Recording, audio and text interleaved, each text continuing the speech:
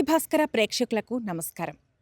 ఇప్పుడు మనం శ్రీ లక్ష్మీ వెంకటేశ్వర స్వామి దేవస్థానంలో ఉన్నాం. ఈ దేవస్థానం హైదరాబాద్లో ఉన్న నాగార్జున సాగర్ హైవేలోని ఇంజాపూర్ ప్రాంతంలో ఉంది. ఈ దేవస్థానం 400 ఏళ్ల చరిత్ర కలిగింది. ఈ అద్భుత ఆలయ విశేషాలేమిటో ఇప్పుడు తెలుసుకుందాం రండి.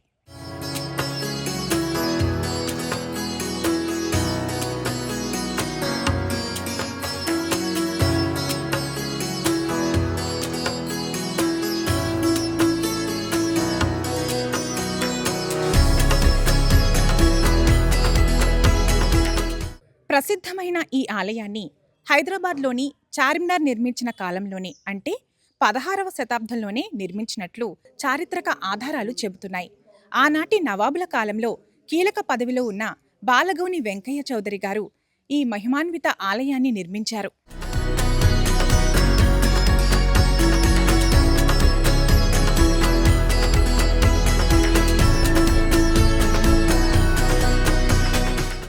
ఈ శ్రీ లక్ష్మీ వెంకటేశ్వర స్వామి ఆలయాన్ని వెంకయ్య చౌదరి ఎంతో శ్రమ కోర్చి నిర్మించారు. ఎలా నిర్మించారో పలు విషయాలను కూలంకషంగా ఇప్పుడు తెలుసుకుందాం పదండి.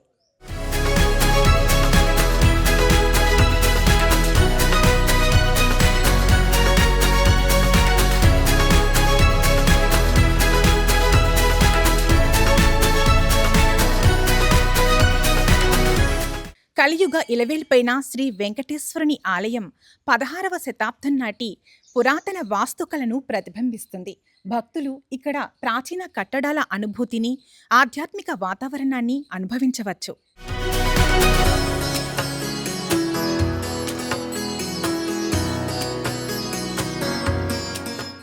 నమస్కారం అమ్మ.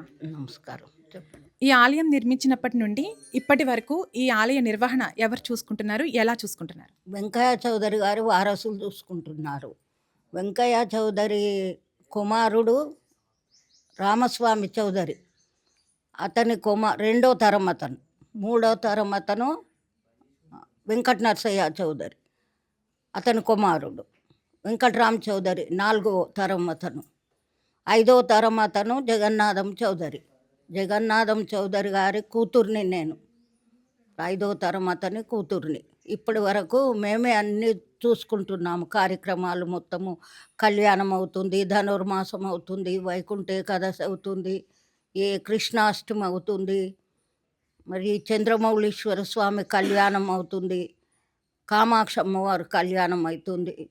ఓకే, ఈ చుట్టుప్రక్కల ఇంకా ఆలయాలు ఉన్నాయి కదమ్మా, అవి కూడా మీరే నిర్మించారు? శివాలయం చెప్పిన కదా, ఇప్పుడు శివాలయం అనేది కూడా ఇక్కడిదే. అది కూడా వెంకయ్య చౌదరి నిర్మాణం ఇచ్చిందే. ఆ గుడి కార్యక్రమాలు మొత్తం మేమే చూసుకుంటాము. ఇంకోటి కామాక్షమ్మ వారి గుడి ఉంది, అది కూడా నవరాత్రులు జరుగుతాయి, హోమం అవుతుంది, అన్నదానం అవుతుంది, అవన్నీ కూడా మేమే చూసుకుంటాము కార్యక్రమాలు. అమ్మ, వెంకయ్య చౌదరి గారు ఈ ఆలయాన్ని నిర్మించడానికి గల కారణం ఏంటి? అయితే స్వామివారు అతని స్వప్నంలో వచ్చాడట. వచ్చి నీకింత దొరలు వీళ్ళు, వెంకయ్య చౌదరి అతనే దొరల వంశం మాది.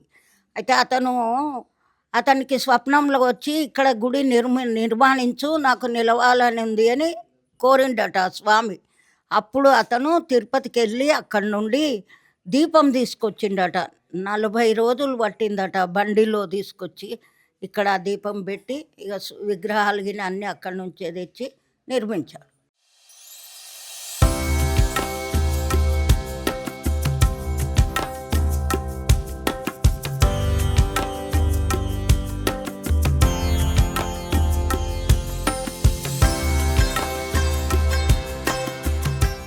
హలో అండి, మేము టెలికాం కాలనీ తిరుమలగిరి నుంచి వచ్చాము.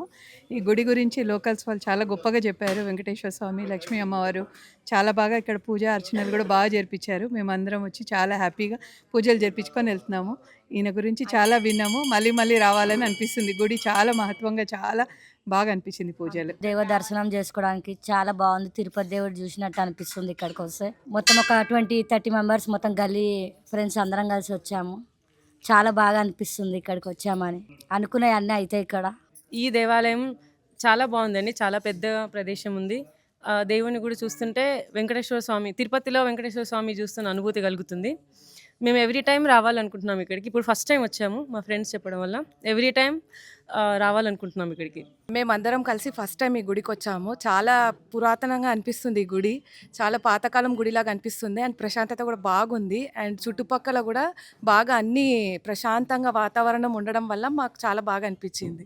గోవింద హరి గోవింద గోకుల నందన గోవింద గోవింద హరి గోవింద గోకుల నందన గోవింద నిత్య నిర్మల గోవింద నీలమేఘ శ్యామ గోవింద పురాణ పురుష గోవింద పుండరీకాక్ష గోవింద నిత్య నిర్మల గోవింద నీలమేఘ శ్యామ గోవింద పురాణ పురుష గోవింద పుండరీకాక్ష గోవింద గోవింద హరి గోవింద గోకుల నందన గోవింద. ఈ ఆలయ ప్రధాన అర్చకులు చక్రవర్తుల కిరణాచార్యులు గారు ఇప్పుడు మనతో పాటు ఉన్నారు. ఈ ఆలయ విశిష్టతను అలాగే పూజా కైంకర్యాలను గురించి ఆయనను అడిగి మరిన్ని విషయాలు ఇప్పుడు తెలుసుకుందాం. నమస్కారం అండి. నమస్కారం అండి. జై శ్రీమన్నారాయణ. చెప్పండి, ఈ ఆలయ విశిష్టత గురించి వివరించండి. ఇది ఆలయం లక్ష్మీ వెంకటేశ్వర స్వామి దేవస్థానం, ఇంజాపూర్ హయత్నర్ సాగర్ రోడ్ మధ్యలో ఇంజాపూర్కు వెళ్ళే మార్గంలో. ఈ ఆలయం వెంకయ్య చౌదరి గారని 16వ శతాబ్దంలో వారికి కలలో స్వామివారు సాక్షాత్కరించి ఆలయ నిర్మాణం చేయమని కోరారు. అంతటా వారు అప్పుడే ఈ ఆలయాన్ని శంకుస్థాపన చేసి ఇక్కడ విగ్రహాలు కానివ్వండి, అఖండ దీపారాధన కానివ్వండి తిరుపతి నుంచి తీసుకురావడం జరిగింది. ఇక్కడే ఆనాటి నుండి కూడా వాళ్ళ వంశస్థులు బాలగౌని రాజ్యలక్ష్మి గారు, వాళ్ళ మనవడు నవీన్ కుమార్ గౌడ్ గారు, వాళ్ళ ఆధ్వర్యంలో ఈ ఆలయం అంతా కూడా రంగరంగ వైభవంగా ఈ యొక్క ఆలయ పోషణ జరుగుతుంది. స్వామివారికి నిత్యం ధూపదీప నైవేద్యాలు, స్వామివారికి పర్వదినాల్లో కూడా విశేషమైనటువంటి కార్యక్రమాలు నిర్వహించడం జరుగుతుంది. ఈ ఆలయ బ్రహ్మోత్సవాలు ఎప్పుడు జరుగుతాయి, ఏ విధంగా నిర్వహిస్తారు? ఇక్కడ స్వామివారికి బ్రహ్మోత్సవాలు కార్తీక శుద్ధ త్రయోదశి నుంచి స్వామివారి బ్రహ్మోత్సవాలు నిర్వహించడం జరుగుతుంది. కార్తీక పౌర్ణమి రోజు సాయంకాలం స్వామివారి యొక్క లక్ష్మీ వెంకటేశ్వర స్వామి కళ్యాణ మహోత్సవం నిర్వహించడం జరుగుతుంది. తదనంతరం మరునాడు కామాక్షి అమ్మవారు, అదేవిధంగా చంద్రమౌళీశ్వర స్వామివారి కళ్యాణ మహోత్సవం కూడా నిర్వహించడం జరుగుతుంది. ఆ కార్యక్రమంలో భాగంగా అన్నదానాలు, అదేవిధంగా స్వామివారికి విశేషమైనటువంటి పూజాది కార్యక్రమాలు నిర్వహించడం జరుగుతుంది. ఇక్కడ పర్వదినాల్లో వైకుంఠ ఏకాదశి కానివ్వండి, అదేవిధంగా ఉగాది, తొలి ఏకాదశి ఇలాంటి పర్వదినాలలో స్వామివారికి విశేషమైనటువంటి పూజాది కార్యక్రమాలు, మహానైవేద్యాలు ఇలాంటివన్నీ కూడా నిర్వహించడం జరుగుతుంది. ప్రధాన ఆలయం ఎదురుగా స్వామివారికి కూర్మ యంత్రం కూడా ఉంటుంది. అలాంటి యంత్రం చాలా విశేషంగా తక్కువగా ఉంటుంది. మరి ఆ యంత్రం కూడా ఇక్కడ ఉన్నటువంటి ఏవైనా దోషాలు ఇలాంటివి ఉంటే తొలగిపోవడానికి, ఇలాంటి క్షుద్రశక్తులు ఇలాంటివి ఏవి కూడా రాకుండా ఉండడానికి ఈ యొక్క ఆలయ పరిరక్షణ కోసం ఆ యొక్క కూర్మ యంత్రాన్ని కూడా ప్రతిష్ఠించడం జరిగింది.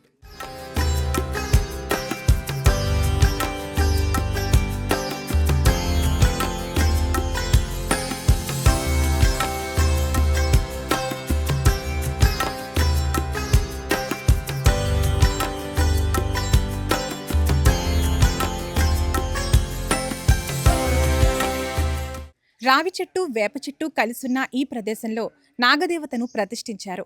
సంతానం లేనివారు ఈ వృక్షానికి ముడుపులు కడతారు. నాగదేవత కృపతో వారు కోరిన కోరికలు తీరుతాయని భక్తుల ప్రగాఢ విశ్వాసం.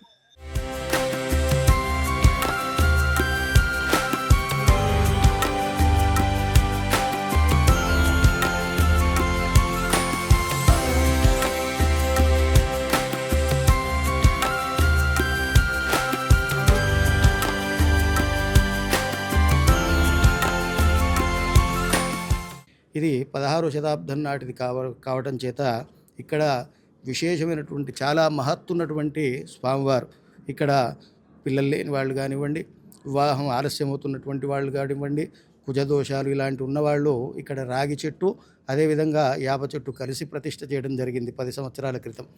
దానికి కోరికలు తీరని వాళ్ళు ఎవరైనా ఉంటే ప్రదక్షిణ చేసుకోవడం కానివ్వండి, అదేవిధంగా ముడుపులు కట్టడం కానివ్వండి, ఇలాంటివి చేస్తే చాలా వరకు వాళ్ళ మనసులో ఉన్నటువంటి కోరికలన్నీ కూడా నెరవేరి ఆ స్వామివారి యొక్క అనుగ్రహం కలుగుతుందని ఇక్కడ చాలా ప్రశస్తి. అందరూ కూడా నమ్ముతారు. 100% జరిగిన వాళ్ళు కూడా చాలామంది ఉన్నారు. శ్రీ లక్ష్మీ వెంకటేశ్వర స్వామి ప్రధాన ఆలయంతో పాటు ఉపాలయాలు కూడా ఉన్నాయి. అందులో భాగంగా శ్రీ కామాక్షి అమ్మవారి ఆలయానికి ఇప్పుడు విచ్చేసాం. అమ్మవారి ఆలయాన్ని ఒకసారి వీక్షిద్దాం రండి.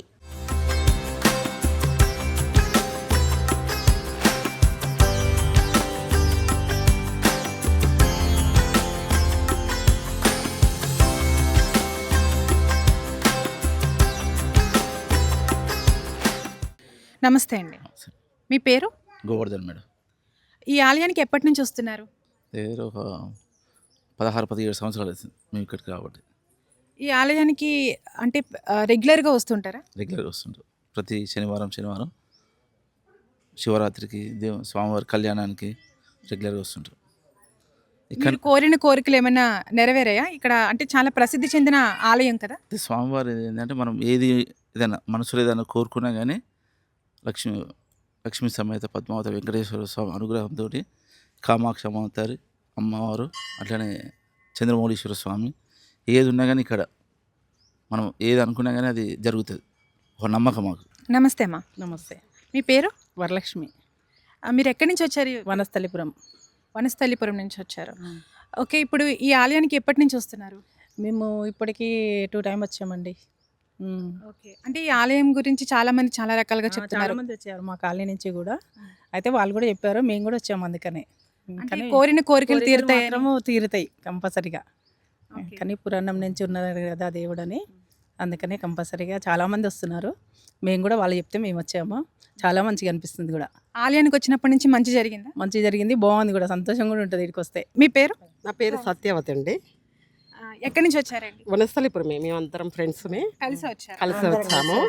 ఇది పాత పురాతనమైన వెంకటేశ్వర స్వామి టెంపుల్. అయితే మేము చాలాసార్లు విన్నాను, ఇంతకుముందు కూడా వచ్చాను నేను. ఇప్పుడు వెళ్ళి దర్శనం చేసుకుంటూ చాలా మనసు ఇట్లాగా ప్రశాంతంగా అనిపించింది, చాలా హ్యాపీ అనిపిస్తుంది.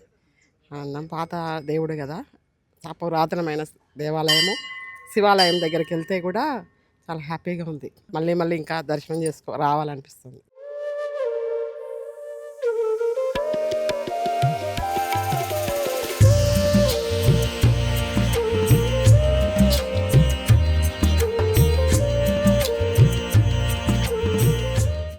ఉపాలయాలలో భాగంగా శ్రీ కామాక్షి అమ్మవారి ఆలయం తర్వాత చంద్రమౌళీశ్వర స్వామి ఆలయానికి మనం ఇప్పుడు విచ్చేసాం. ఈ ఆలయ విశేషాలను అలాగే ఈ ఆలయంలో ఉన్నటువంటి మహాశివుని మహిమలను గురించి మనం ఇప్పుడు తెలుసుకుందాం.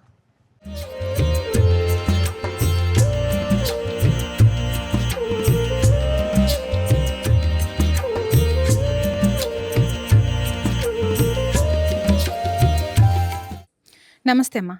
నమస్తే అండి. మీ పేరు? శ్వేత. ఎప్పటి నుంచి వస్తున్నారు ఈ టెంపుల్కి? ఒక 2 years నుంచి వస్తున్నాము. అంటే రెగ్యులర్గా వస్తున్నారు అంటే మీరు కోరుకున్న కోరికలు తీరుతున్నాయా? ఇక్కడ చాలా ప్లెజెంట్ ఫీలింగ్ వస్తుంది. సో ఇక్కడ అన్ని గుళ్ళు కూడా ఉన్నాయి. సో వచ్చి అలా రిలాక్స్ అయ్యి ప్లెజెంట్గా ఉంటుంది. ఇక్కడ రాగానే ఎన్విరాన్మెంట్ చాలా పీస్ఫుల్గా ఉంటుంది, మైండ్ అంతా పీస్ఫుల్గా అనిపిస్తుంది. ఇక్కడ శివాలయము, మనకి ఆంజనేయ స్వామి గుడి, ఇంకా వెంకటేశ్వర స్వామి గుడి, కాళికామాత దేవి ఉన్నారు. సో ఇక్కడ అన్ని గుళ్ళు ఒకే దగ్గర ఉండడం వల్ల భక్తులందరూ ఇక్కడికే విచ్చేస్తూ ఉంటారు. ఈరోజు శనివారం అవడం వల్ల మేము వెంకటేశ్వర స్వామిని దర్శించుకోనికి వచ్చాము.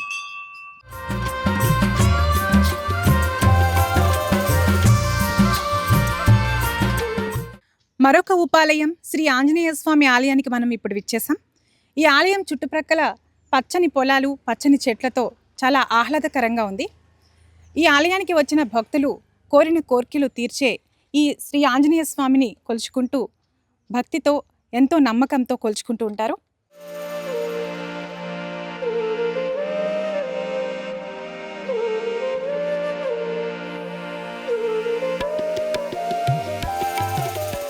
హైదరాబాద్లోని నాగార్జున సాగర్ హైవేకి ఆనుకుని ఉన్న ఇంజాపూర్ ప్రాంతంలో కొలువైనటువంటి శ్రీ లక్ష్మీ వెంకటేశ్వర స్వామి ఆలయాన్ని ఈరోజు మనం సందర్శించుకున్నాం. పురాతన కట్టడాలను వీక్షించాం, తరించాం. అలాగే ఉపాలయాలను కూడా మనం దర్శించుకున్నాం. మీరందరూ కూడా సకుటుంబ సమేతంగా ఈ ఆలయానికి విచ్చేసి స్వామివారి అనుగ్రహం పొందాలని కోరుకుంటున్నాం. నమో వెంకటేశాయ.